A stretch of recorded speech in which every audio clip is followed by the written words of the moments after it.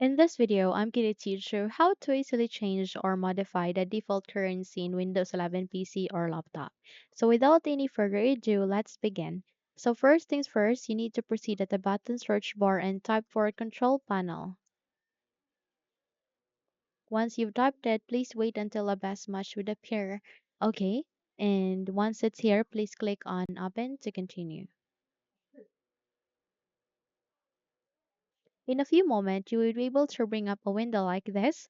And if your window doesn't look like this, simply proceed at the view by and go with large icons.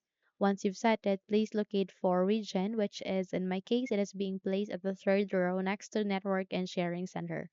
So please click on it and eventually you will be able to bring up a new window like this.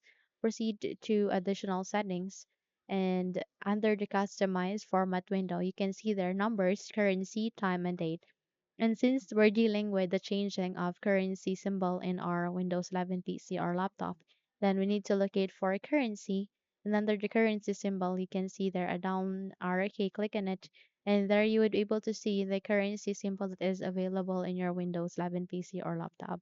So you can set it either into dollar sign, euro sign, or if you have pound sign here, you can go with it.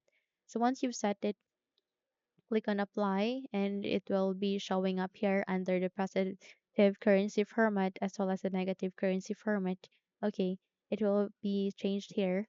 Once you're done, click on OK, and there you have that. You have just successfully changed or modified the default currency symbol in Windows 11 PC or laptop.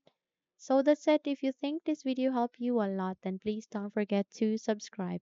Hit the like button as well as the bell icon to be updated for more tutorials like this. Thank you for watching this video and have a good day.